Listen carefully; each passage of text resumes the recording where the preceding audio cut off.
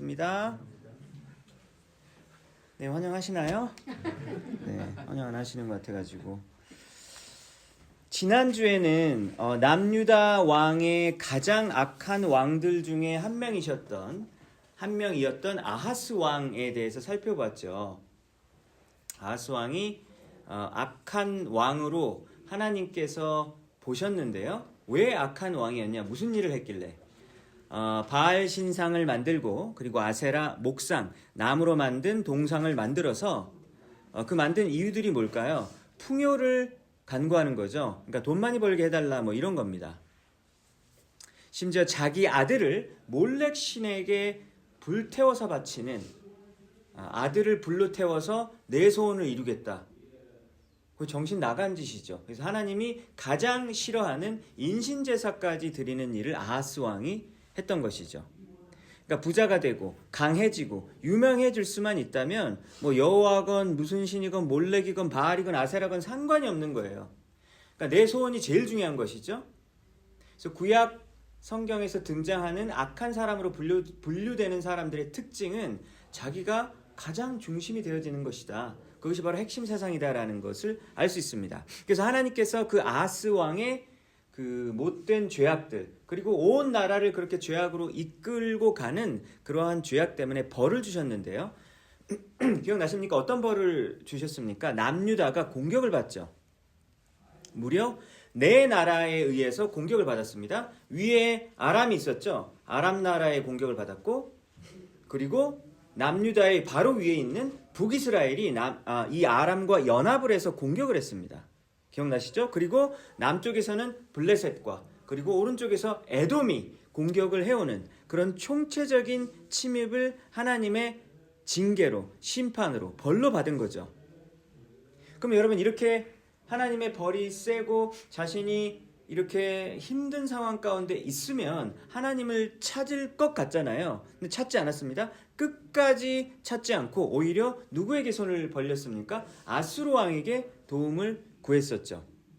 아수르 왕에게 도움을 구했는데 아수르 왕이 도와주기는커녕 오히려 배신을 했다라고 하는 이야기를 지난주에 아하스 왕의 이야기를 살펴봤습니다. 그러니까 처음부터 끝까지 나쁜 왕으로 계속 묘사가 되는 거예요. 근데 아하스 왕이 딱 한 가지 잘한 일이 만약에 한 가지 있다면 그건 뭐냐면 아들을 잘 낳았어요. 물론 그 아내가 낳았겠지만 아들을 잘 낳았는데 그 아들의 이름이 뭐냐면 오늘 본문에 등장하는 히스기야입니다. 그러니까 아하스는 최악의 왕이고 막 맨날 죄짓고 히스기야 왕은 아버지가 망가뜨려 놓은 거를 다시 세우고 그리고 히스기야 왕의 아들은 또 므낫세 왕이거든요. 므낫세는 또 아하스보다 더 나빠요. 그러니까 최악. 그러니까 아니 히스기야가 이렇게 선하게 살았는데 어떻게 이런 못된 아들이 또 태어날 수 있을까? 이런 생각이 들 정도로 이렇게 선악 선 이렇게 그러니까 우리가 부모님의 신앙에 묻어갈 수가 없다. 자식의 신앙에 묻어갈 수도 없다. 뭐 이런 것을 생각해 볼 수 있습니다. 아하스 왕은 그렇게 네 나라에 의해서 총체적인 공격을 당하고 수모를 당하는 일을 겪었고 막 백성들이 끌려가고 막 그렇게 하는 고난을 경험했지만 끝내 하나님께 돌아오지 않는 그런 모습을 보였는데 그 모습을 보니까 우리는 고난이 온다고 다 성숙해지는 건 아니구나라는 것을 지난주 말씀에 보게 되었죠. 내 삶에 힘든 일이 있다 그래서 하나님께 회복된다? 자동으로 되어지는 거 아니에요. 더 악해질 수도 있다. 아하스 왕처럼 이를 갈면서 하나님 당신이 이기나 내가 이기나 한번 봅시다 이러면서 아수르 왕에게 손을 내미는 마음이 더욱더 굳어지는 여러분 그러한 모습도 볼 수 있다라는 것을 우리는 알게 되었습니다. 그래서 오늘 본문에 보니까 그 아들 히스기야 왕이 아버지가 온 나라에 망가뜨려 놓았던 것들을 새로 일으켜 세우는 그런 역사를 하는 것을 오늘 보게 되는데요. 아버지가 우상들을 전국에다 다 뿌려놨어요. 그러니까 백성들도 그 우상을 보면서 우상 앞에서 절을 하는 거죠. 왕이 먼저 그렇게 우상 앞에서 절을 하니까 백성들도 우상 앞에서 절을 하면서 저도 돈 많이 벌게 해주세요. 잘 되게 해주세요. 건강하게 해주세요. 힘있게 해주세요. 유명하게 해주세요. 이런 것만 간구하는 것이죠. 위에서 그런 것을 간구하니까요. 그러니까 지금 이 온 나라를 영적으로 되돌려야 되는데 여러분 이게 얼마나 어렵겠습니까? 아버지 때에 다 망쳐놓은 걸 아들 때에 바꾸는 거를요, 얼마나 어렵습니까? 망가뜨리는 거는 오히려 쉬울 수 있잖아요. 근데 망가뜨린 거를 새로 세우는 거는 많이 어렵습니다. 여러분들 중에서 어떤 분들은 막 몇 대 손 대대로 막 그 독실한 기독교 집안에서 태어난 분도 계실 거예요. 그래서 자기가 해야 할 일은 이제까지 잘 믿어왔던 것들을 나도 잘 믿으면 되겠다. 그리고 또 나를 위해서 막 부모님이 기도해 주시고 형제들이 기도해 주고 막 그러잖아요. 근데 그런 복된 집안에서 태어나신 분도 계시겠지만 아예 그냥 맨 땅에서 헤딩하신 분도 계시죠. 그렇죠? 아예 믿지 않는 그런 집안에서 태어나가지고 내가 첫 세대로 하나님을 믿는 것을 해야 되니까 다 개척해야 돼요. 막 이쪽 집안에서는 너무 잘하기 때문에 가정 예배도 어떻게 드리고 뭐 찬양은 어떻게 하고 교회에서는 어떻게 행동해야 뭐 이런 거 다 잘 아는데 가정 예배를 평생 동안 드려본 적이 없기 때문에 가정 예배를 내가 새로 시작하는 게 매우 어렵다라고 하는 것이죠. 작은 것 하나도 새로 다 완전히 맨 땅에서 개척을 해야 되니까 매우 어렵습니다. 여러분, 그래서 이렇게 믿지 않는 집안에서 태어나서 믿음을 일으키는 것도 되게 어렵지만요, 교회 안에서도 새롭게 말씀 운동을 일으키고 기도 운동을 일으키는 거 이거 되게 어렵지 않나요? 맨날 여기 앉아 계신 분만 앉아 계시잖아요. 그쵸? 그러니까 같이 와서 예배 드리자. 그런다고 예배 드려요, 안 드려요? 되게 어려워요.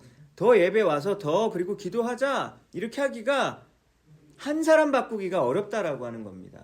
정말 어려워요. 어떻게 해야 돼? 너 어떻게 상을 줄까? 어떻게 할까? 그렇게 할 수는 없잖아요. 제가 대학교 때는 전도를 많이 해오면 자전거 상을 줬어요. 그래서 본당 앞에 자전거를 갖다 놨습니다. 그래서 가장 많이 한 사람을 경품으로 준다고. 근데 그런 거가 얼마나 먹히겠어요. 그쵸? 그런 건 아니잖아요. 그래서 우리가 지금 말하는 게 뭐냐면 누구한테 상을 주고 아니면 안 하면 벌을 줘서 이렇게 이런 거는 인위적으로 만들어내는 열심이잖아요. 인위적으로 만들어내는 열심은 오래 못 가더라고요. 그리고 곧 반발하고 그리고 항상 부작용이 생기더라고요. 그러니까 강제로 교회 일은 되어질 수가 없습니다. 그러니까 어쩔 수 없이 사실은 자유를 맡길 수밖에 없는 거예요. 하나님께서 역사하시면 인위적으로 만들어내는 그 인간들의 역사와는 다르죠. 그래서 하나님이 일하시면 어떤 일이 벌어지냐면 그 사람에게 겸손한 마음이 생기게 되어서 나를 낮추고 하나님을 높이는 일이 벌어지게 되죠. 여러분, 또 어떤 일이 어떤 일이 생겨납니까? 하나님이 일하시면 지금까지 보이지 않았던 내 자신의 죄가 보이기 시작해요. 내가 이제까지 이러고 있었어? 깜짝 놀라는 거죠. 내가 왜 기도를 안 하지? 내가 요즘에 왜 기도를 안 하지? 내가 왜 말씀 안 보지? 말씀을 봐도 왜 아무런 감동이 없지? 근데 그게 아무렇지도 않았거든요. 몇 달 동안, 몇 년 동안. 근데 하나님이 내 안에 계시고 그리고 그 안에서 역사하기 시작하면 그런 것들이 이제부터 문제가 되기 시작하는 거죠. 내가 이러면 안 되겠다 라고 하는 생명의 역사가 일어난다면 거기는 하나님이 일하시는 거죠. 남의 죄는 엄청 잘 보이잖아요. 그렇죠? 근데 내 죄는 못 보잖아요. 근데 만약에 내 죄가 보인다면 하나님이 내 삶 가운데서 역사한다라고 볼 수 있겠습니다. 이러한 역사가 일어나길 바라는데 여러분 아시겠지만 여러분의 목장 안에서 변화가 일어나는 거, 구역 안에서 변화가 일어나는 거, 우리 교회 안에서 변화가 일어나는 거 어렵잖아요. 여러분들이 최근에 누구 한 명을 변화시켰어요? 말씀해 보세요. 하셨겠죠. 그런데 되게 어렵다고요. 그렇죠? 그러니까 지금 히스기야가 해야만 했었던 일이 얼마나 어려운 일이냐라고 하는 겁니다. 아버지가 온 땅에 우상을 깔아놓고 심지어 자식까지 바치는 이런 상황에서 도대체 어떻게 개혁을 일으켜야 되냐라고 하는 겁니다. 하나님이 일하시면 오랫동안 우리가 해결되지 않았던 문제가 해결이 되는 일이 있죠.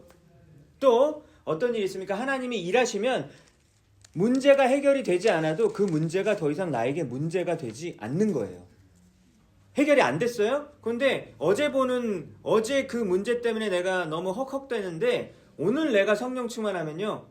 그래서 이것이 바로 내가 주님을 향하는 마음과 그리고 주님을 향한 기쁨을 막을 수 없다 이렇게 되게 담대해지는 것이죠. 여러분, 이것이 바로 하나님의 생명의 역사라고 할 수 있겠습니다. 히스기야 왕에 대한 내용은 역대하 29장에서 무려 32장까지 29, 30, 31, 32 4장이나 등장을 해요.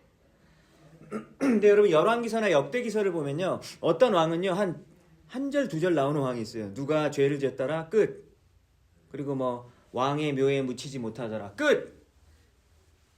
설령 그 왕이 굉장히 큰 업적을 많이 세운 왕이 있거든요. 예를 들면 북이스라엘의 여로보암 2세 같은 왕은 북이스라엘 제일 강성했었어요. 나라 땅도 넓고 막 돈도 많고 사회적으로, 그러니까 인간적인 눈으로는 최고의 왕이에요.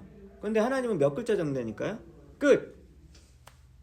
지금 여러분, 우리가 다윗을 했잖아요. 다윗은 지금 몇 달을 보고 있습니까? 이제 다윗 좀 그만 보자 라고 하신 분도 있으시죠? 이번 주 주일에 끝난단 말이에요. 다윗이 여러분 어디 나옵니까? 사무엘 하 상에도 나오고, 사무엘 하 전체적으로 나오고, 열왕기상 2장까지 나오고, 역대상의 대부분의 내용이 다윗에 대한 내용이에요. 다윗만 막 그냥 수십 장을 써놓은 거예요. 도대체 다윗이 뭐길래? 하나님의 관심이 다윗에게 정말로 너무 많이 있기 때문에 세세한 내용까지, 뭐 마음이 어땠다더라 이런 것까지 묘사가 돼 있잖아요. 왜 그래요? 하나님의 눈이 거기 가 있으니까요. 하나님의 눈이 히스기야 왕에게 가 있기 때문에 무려 4장이나 기록을 하고 있는 것입니다. 하나님이 히스기야 보고 너 정말 수고했다 라고 말씀하시는 거죠. 내가 너를 눈여겨보고 있다. 네가 아버지가 다 망쳐놓은 그 땅에서 새로운 것들을 일으키느라고 너무 수고 많았다라고 하나님께서 칭찬해 주시는 거죠. 여러분, 우리가 그러한 인생 살면 되겠죠? 세상에서는 사람들이 뭐 별 볼 일 없다고 말할 수 있고, 뭐 무시할 수도 있고, 별로 두각을 드러내지 못할 수도 있어요. 그럼 어때요? 하나님이 우리를 생명책에다가 막, 야 너는 20페이지 써, 막 이렇게 해주는 거예요. 야 너는 2페이지, 너는 30페이지. 아, 하나님 30페이지 하고 싶어요. 이런 꿈을 우리가 가졌으면 좋겠습니다. 역대하 29장 방금 읽은 9절에서 4절에서 5절을 보면요, 히스기야가 제사장과 레위인들을 동쪽 광장에다 불러다 놓고 말을 합니다. 자, 이제 영적인 개혁을 일으키고 싶은데요, 어떻게 시작을 하냐면 제사장과 레위인들을 부르는 거예요. 왜냐하면 제사장과 레위인들이 뭐 담당이죠? 성막 담당이잖아요. 그쵸? 성막 담당이고 성전 담당이기 때문에 불러놓는 겁니다. 불러서 너희들이 영적인 리더들이잖아. 그러니까 너희들이 바뀌어야 된다라고 하는 거예요. 누가 바뀌어야지 우리 교회가 부흥할 수 있습니까? 수요 예배 오신 분들이 바뀌어야 부흥하는 거예요. 수요 예배 안 오신 분들이 이 말을 못 들을 거기 때문에 제가 편하게 얘기합니다. 수요 예배 오신 분들이 변화되고 여러분들이 성령 충만할 때 교회가 변화돼요. 진짜예요. 간신히 그리스도인의 명목만 유지하는 사람에게 교회에 무슨 뭐 부흥까지 부탁할 수는 없잖아요, 여러분. 안 그렇습니까? 그러니까 여러분들에게 지금 영적 우월감을 가지라는 말은 아닙니다. 혹시 교만해 갖고 나가실까봐 제가 걱정이 되네요. 그러시면 그런 의도로 말하는 게 아니라 나에게 영적인 책임감이 주어졌다고 하는 거죠. 내가 저 사람들보다 낫다라는 게 아니라, 내가 더 베러하다라는 게 아니라, 여러분, 그게 아니라 나에게 하나님께서 주신 사명이 있다라고 하는 거예요. 누가 하실 거예요? 누가 합니까? 할 수 있는 사람이 하는 거죠. 누굽니까? 제사장과 레위인들을 동쪽 광장에다 불러놓는 이유가 바로 그것이죠. 불러다 놓고 첫 번째로 한 말이 무엇이었습니까? 성소에서 더러운 것들을 없애라라고 말을 합니다. 여러분, 왜 이런 명령을 했을까요? 성소에 더러운 게 많으니까요. 청소가 안 돼 있는 거예요. 먼지가 뿌옇게 쌓이고 워낙 쓰지 않으니까 온갖 어지럽혀져 있는 거예요. 그래도 아무도 그것을 신경 쓰지 않았었던 것입니다. 그러니까 정리부터 먼저 하라는 거죠. 하나님께 예배드리는 곳을 먼저 정리하라는 겁니다. 6절 보세요. 6절. 그러니까 히스기야가 생각하는 죄악이 뭐냐면 하나님의 기준으로 우리 남유다 지금 엉망이야. 이 얘기를 제사장과 레위인들에게 하는 거예요. 우리는 하나님을 버렸고 얼굴을 돌렸고 여호와의 성소를 등졌어 라고 말을 하고 있습니다. 7절에 보니까 낭실 문을 닫았고 등불을 끄고 성소에서 향기를 피워야 되는데 분향도 멈췄어요. 여러분, 등불은 매일매일 켜줘야 되거든요, 성전 안에서. 근데 그게 안 켜졌다는 얘기는 매일매일 드리는 제사가 안 드려졌다는 얘기예요. 그러니까 안 한 거예요. 그죠? 뭐 귀찮았을 수도 있고 뭐 사람이 없을 수도 있고. 뒤에 30장을 보면요, 제사장 숫자가 부족했었대요. 그래가지고 유월절 절기도 못 지켰다는 얘기가 나옵니다. 그러니까 하나님의 일을 해야 되는데 숫자가 부족해서 일을 못하는 거예요. 그리고 그렇게 망가져 있는데도 아무도 신경을 쓰지 않았었던 것이죠. 이것이 바로 히스기야가 생각하는 죄악이었습니다. 그래서 8절에 보니까 죄악을 지으면 그것에 대해서 하나님께서 진노하시고 우리에게 벌을 주시는데 그 벌의 내용이 무엇입니까? 8절 보니까 하나님께서 진노하셔서 우리를 내버려 두시고 그리고 우리를 비웃음거리가 되게 하셨다라고 하는 겁니다. 소금이 맛을 잃으면 어떻게 되죠? 땅에 짓밟히게 된다. 그쵸 여러분? 소금이 맛을 내야지 음식에도 넣고 상하지 않도록 썩지 않도록 방부제 역할을 감당하지 않겠습니까? 세상에 소금이 돼야 되는데 소금 맛을 잃으니까 땅에 짓밟히죠. 그리스도인들이 그리스도인의 향기를 잃고 그리스도인의 능력을 잃어버리면 세상에 밟히는 거예요.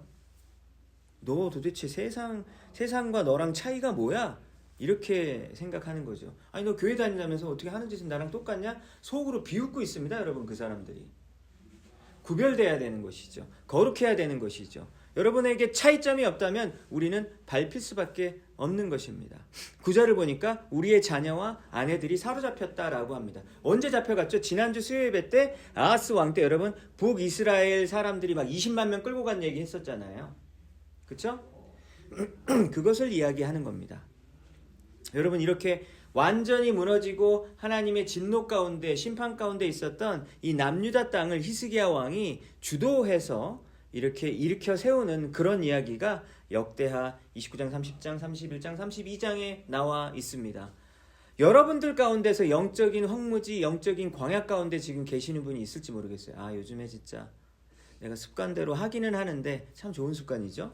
내 마음이 하나님 앞에 너무나도 드라이하고 그리고 나에게 예전에 있었던 그 하나님을 향한 열정과 열망과 그리고 하나님의 일을 향한 그런 헌신과 열정이 만약에 여러분 사라지셨다면 오늘 히스기야 왕의 이야기를 보면서 우리도 다시 한번 이런 새로운 땅을 기경할 수 있는 그러한 말씀이 되기를 간절히 바랍니다.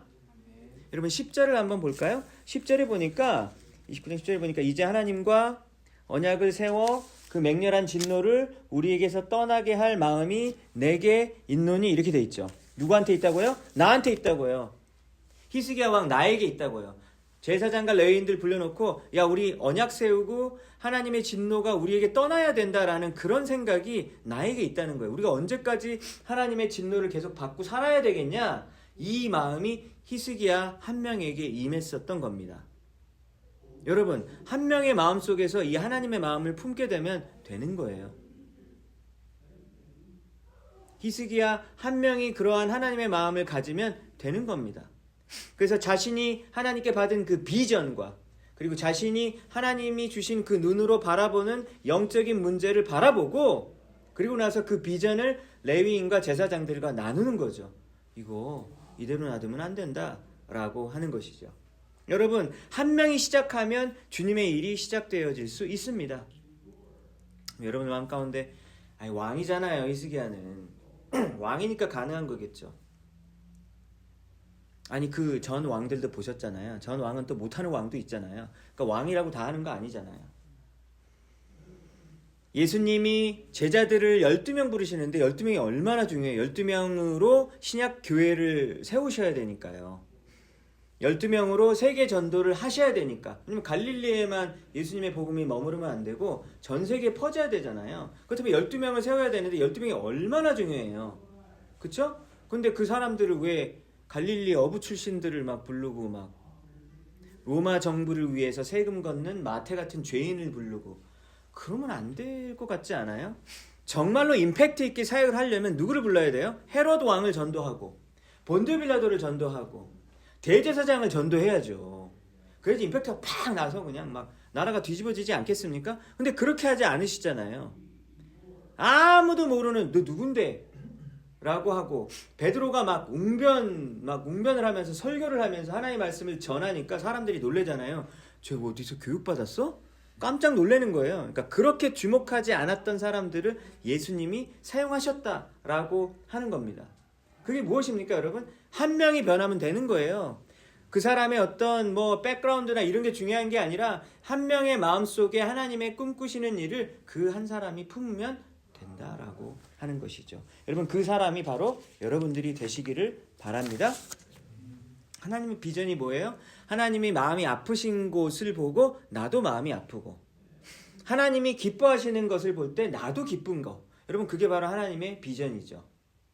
예배가 무너지는 곳을 보면 여러분들이 이거 예배 세워야겠다 라고 열심을 내시고, 이거 기쁘게 찬양하고 할 때 여기 기쁨이 있다 그러면 나도 그것을 추구하고, 하나님의 슬픔과 하나님의 기쁨을, 여러분 우리가 하나님의 한 마음을 가지는 것이 바로 이 꿈을 가지는 것이죠. 이 교회는 그냥 일꾼들이 늘 극소수네, 맨날 하는 사람만 하네, 이런 생각이 들 때가 있어요. 그쵸? 왜 맨날 나만 하니까. 그때 여러분 두 가지 갈림길이 있어요. 그런 생각이 들 때 나는 끝까지 남아서 이 길을 지키리라 라고 그 길을 선택할 수 있고요. 아니면 계속 비판하는 거예요. 이 교회는 이래서 안 되고, 이 교회는 이래서 안 되고, 이래서 안 되고, 저래서 안 되고. 그렇게 비판하니까 안 되는 거예요. 비판하고 냉소적인 태도를 가지니까 안 되는 겁니다. 이 두 가지 갈림길이 있는 것이죠. 똑같이 무너진 상황을 보고 내가 여기에서 나라도 한번 이렇게 세워버리라. 그러면 여러분 거기에서 변화의 역사가 반드시 일어나는 것이죠. 여러분 히스기야가 아버지 탓하고 이렇게 망가진 나라를 물려주면 어쩌자는 거야. 충분히 그렇게 할 수 있잖아요. 진짜 너무 망가졌으니까. 하지만 그는 그렇게 쉽게 아버지를 비난하는 그 길을 가지 않고 매우 어려운 길, 그 하나님의 길로 갔습니다. 여러분들도 그 좁고 협착한 길로 가시기 바랍니다. 여러분들이 그런 마음을 먹으실 때 하나님께서 그 한 명을, 바로 여러분을 주목하실 것입니다. 두 번째 보겠습니다. 제사가 소홀해집니다. 영적으로 여러분 쇠락하고, 그리고 영적으로 점점점 쇠퇴해진다라는 증거의 가장 강력한 증거 중에 하나가 뭐냐면 예배가 점점 소홀히 되는 것이죠. 구약시대에는 동물 제사 드리는 것이 엉망진창이 되어버렸습니다. 아까도 얘기했듯이 3절에서 7절까지를 보면 성전 문이 닫혀져 있고 등불을 꺼지고 분향도 안 하고 향도 안 펴지고 번제를 드리지 않았다라고 했었어요. 여러분 구약시대의 제사를 주기별로 한번 나눠볼게요. 그 모양별로 나누는 게 아니라 주기별로 매일 드리는 제사가 있었습니다. 매일 아침과 저녁에 성전에서 드려졌거든요. 아침에 양 한 마리, 저녁에 양 한 마리를 번제로 드렸어요. 이게 매일매일 드리는 제사였습니다. 그 다음에 일주일에 한 번 드리는 제사가 있었어요. 언제 드릴까요? 안식일에 드리는 제사예요. 안식일은 토요일이죠. 안식일에 여러분 제사를 드리면은 아까 매일 제사랑 합쳐지면은 몇 번일까요? 3번인 거예요. 아침, 저녁, 그 다음에 안식일 제사까지. 그러니까 안식일에는 3번 제사가 드려집니다. 그러니까 양이 아침 한 마리, 저녁 한 마리, 그 다음에 안식일 제사 2마리 해가지고 총 4마리가 죽는 거예요. 안식일에는. 그다음에 매월 1일에 드리던 제사는 숫소 2마리와 순양 1마리를 드리게 됩니다. 그리고 매해마다 드리는 어떤 그런 제사는 절기라고 여러분 알고 계시죠? 그렇죠? 그래서 6월절, 무교절, 6월절 다음에 바로 이어지는 무교절이 있고요. 그 다음에 초실절이 있죠. First Fruit Festival이라고 그래가지고 첫 번째로 열매를 걷게 되는 무교절 후 첫 안식일 다음 날.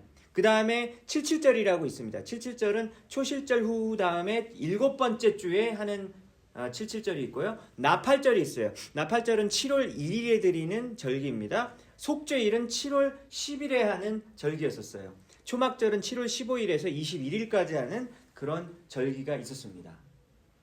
3대 절기 때마다 성전에 모든 유대인 남자들은 가서 제사를 드려야 되는 그런 율법이 있었잖아요. 근데 여러분 이 모든 제사들이 막 무너진 거예요. 아까도 얘기했듯이 향도 꺼지고 등불이 꺼졌다라는 말은 매일매일 드리는 제사가 무너졌다는 얘기예요. 그래도 아무도 신경 안 써요. 그리고 여러분 30장에 보면 오랫동안 유월절을 안 지켰다는 거예요. 오랫동안 유월절을 지키지 않았다. 유월절이 여러분 뭐 하는 거 기억나시죠? 패스오버. 그러니까 뭐예요? 출애굽을 기억하는 거잖아요. 하나님 우리를 애굽에서 탈출시켜 주셔서 감사합니다. 우리에게 약속의 땅 가나안 땅으로 인도할 수 있게 해주신, 홍해를 갈라주신 그 하나님을 찬양합니다. 그게 여러분 패스오버 6월절이잖아요. 그거를 오랫동안 안 했대요. 그러니까 몇 년을 안 들었는지도 몰라요. 그러니까 그거를 지금 다시 세우는 거예요. 히스기야 왕이 6월절 지켜야 된다라고 이야기하는 겁니다. 여러분들의 예배는 어떻습니까? 저는 삶의 예배 잘 드려요. 근데 여러분 삶의 예배를 잘 드리려면 이런 교회에서 드리는 공적인 예배가 제대로 서야 하겠죠. 그쵸? 삶의 예배 잘 드린다라는 사람이 공적인 예배 안 드리면요, 좀 이따가 삶의 예배도 금방 망가질걸요? 그쵸? 저는 하루 종일 기도해요 하는 사람은 따로 장소와 시간을 떼놓고 하지 않는 그 게으름에 대한 핑계일 경우가 너무 많은 거예요. 아니, 따로 떼놓고 시간 안 하는데 뭘 매일매일 기도를 하겠어요? 기도하는 둥 마는 둥 하고 말 많은 것이죠. 여러분의 예배는 어떻습니까? 여러분의 예배에 대한 갈급한 심령, 나 오늘 예배 드리는 날, 기쁜 날이다, 뭐 이런 마음이 있으십니까? 예배를 어떤 마음 자세로 여러분 임하고 있으신지 다시 한번 점검하시길 바래요. 여러분, 예배를 다시 한번 점검할 때 영적 개혁이 일어날 수 있기 때문이에요. 제가 대학교 때 중국의 하얼빈에 단기 선교를 갔는데, 하얼빈에서 선교하시는 선교사님이 대학생 사역을 하고 계셨어요. 하얼빈에서. 그래서 그 대학생들과 함께 우리 같이 예배 드리자. 그래가지고 성도의 한 명의 집에 가서 하는데, 아파트가 한 10몇 층인가? 거기에 올라가가지고 그 성도 집에 가서 예배를 드리자는 거예요. 그런데 여러 사람이 몰려 들어가면 공안 경찰에게 잡힐 수 있으니까 한 명씩 몰래 이렇게 들어가게 시키셨어요. 그리고 커튼을 다 닫고, 그리고 찬송가를 펴서 찬송을 하는데 노래는 하지 말래요. 그러니까 소리를 내지 말고 찬양하자라고 했던 거예요. 그래가지고 진짜 조용한 목소리로 이렇게 하면서, 그러면서 예배를 조마조마 하면서 그렇게 드렸던 기억이 납니다. 여러분, 그때 드리는 예배가 얼마나 감격적이겠어요. 그쵸? 왜냐면 예배 드리다가 진짜 잡혀 죽을 수 있는 거거든요. 감옥에 들어갈 수 있는 거거든요. 그러니까 예배 드리는 게 너무 갈급하고 간절하는 거예요. 근데 우리는 또 지난 주일에 또 우리 막 파워포인트 막 옆에 안 놨잖아요. 막 저는 막 짜증이 나더라고요. 왜 안 나와, 왜? 찬양팀 준비 다 해놨는데 왜 노래도 못 부르고 왜 안 나오는 거야? 막 좀 화가 나고 그랬어요. 그러다가 갑자기 제가 생각이 나더라고요. 나 2달 전에 네팔 갔다 왔지. 네팔에도 아무 악기가 없어요. 네팔에 악기가 없어요. 예배 드리는데 악기가 있다면 뭐냐면 이거밖에 없어요. 봤냐 그렇게 하는 거, 이거밖에 없어요. 근데 그런데도 예배를 엄청 열심히 드리거든요. 그리고 앞에 사람이 노래로 선창하면 같이 따라하는 거예요. 그래서 예배를 정말 열심히 드려요. 근데 우리는 이제 뭐 TV가 안 나온다고, 에어컨이 없다고, 히터가 없다고 하나님께 집중하기 어렵잖아요. 이게 영적인 병 걸린 거죠. 그쵸? 더 험하게 해야 됩니다. 우리 밖에서 예배 드릴까요? 험하게 해야 돼요, 우리가. 그러니까 우리가 예배가 온전히 살아있다면 그런 것이 문제가 되어지지 않겠죠. 여러분, 우리의 예배가 다시 한번 살아나기 원합니다. 예배 간절하기 원합니다. 막 3분의 1은 지각이야, 막 이런 모습 여러분 사라져야 해요. 지각 안 하시는 분들이 들으면 안 되는데, 여러분 오늘 또 말씀을 통해서 보니까 더러운 것을 먼저 제거해야 깨끗한 것이 들어설 수 있다라는 것을 보게 됩니다. 레위인과 제사장들에게 성전을 청소하자 그래요. 더러우니까요. 여러분, 하나님의 일을 나 해야 되겠다, 하나님의 일을 먼저 하지 마세요. 하나님의 일을 먼저 하지 말고 먼저 뭐 해야 됩니까? 지금 현재 나한테 있는 더러운 것들을 먼저 제거하고 청소해야 그 다음에 깨끗한 것이 들어설 수 있는 거죠. 그냥 하나님의 일을 하겠다고 막 나서면 안 된다는 거예요. 나서지 말고 뭘 먼저 해요? 더러운 걸 먼저 제거하고 회개하고 반성하고 주님 앞에 결단해야 하는 것이죠. 깨끗한 걸 청소하지 않고 새로운 것을 바로 입는 것은, 여러분, 이것은 불가능한 일입니다. 여러분들이 땀을 막 진짜 흘리면서 막 열심히 운동을 했어요. 그래서 막 온 옷이 막 다 젖었어요. 땀으로 젖었어요. 그 다음에 바로 새 옷을 입었어요. 어떻게 돼요? 그럼 새 옷도 냄새 나게 되잖아요. 그쵸? 샤워를 먼저 깨끗이 씻고 그리고 난 다음에 화장도 하고 새 옷을 입지 않습니까? 여러분, 도마에다가 소고기를 썰었어요. 그 다음에 핏물이 도마 위에 있는데 거기 위에다가 사과 썰어서 먹어요. 그럼 어떻게 돼요? 소고기 맛이 나는 사과가 되는 것이죠. 좋아요, 여러분? 사과에서 피냄새가 나는 거예요. 좋지 않잖아요, 여러분. 그쵸? 깨끗이 먼저 여러분 드러내고 청소하고 회개하고, 여러분 그 다음에 새로운 것으로 덧입는 것입니다. 여러 가지 죄악 가운데 살던 사람이 교회에 갑자기 나와서 하루 예배 때 막 은혜를 받았어요. 그래서 막 여러 가지 일들을 막 시작해요. 그러면 몇 주 못 가는 경우가 많아요. 왜 그래요? 주위에 아직 죄악을 끊지 못했기 때문에 유혹하는 요소가 너무 많고 친구들이 많기 때문에 다시 죄악의 늪으로 그냥 끌려가서 그냥 다시 그냥 그러고 살아요. 그러니까 다시 회개하기는 더 어렵게 되어진다라고 하는 것이죠. 여러분, 회개하고 자신의 죄악을 끊어야 됩니다. 끊어서 깨끗하게 되고 그 위에 하나님의 영을 충만하게 받을 수 있습니다. 여러분, 회개하시기 바랍니다. 자신의 잘못을 가슴 깊이 통회하며 주님께 죄를 고백해야 합니다. 여러분, 이것이 바로 우리가 부흥이 시작되어질 수 있는 기본을 놓게 되는 거예요. 부흥이 아니라 부흥을 시작하기 위한 기본을 놓게 되는 것이죠. 뭐라고요? 회개. 깨끗이 청소하는 것입니다. 마지막입니다. 오늘 36절을 한번 읽어볼까요? 읽지 않았지만 29장, 역대하 29장 36절 한번 읽어볼까요? 29장 36절입니다. 시작. 이 일이 갑자기 되었으나 하나님께서 백성을 위하여 예비하였으므로 히스기야가 백성과 더불어 기뻐하였더라. 그러니까 이 모든 개혁들이 갑자기 됐대요. 근데 이 갑자기 됐는데 하나님께서 백성을 위하여서 예비하셨다라고 하는 거예요. 그러니까 what God had brought about 이렇게 돼 있는데 bring about 일으키다, 뭐 발생시키다. 하나님이 이 모든 일들을 일으켜 세우셨다라고 하는 거예요. 제가 방금 회개하자 그랬는데 여러분 뭐 회개 되세요? 제가 여러분들을 회개하게 할 수 있는 능력이 전혀 없어요.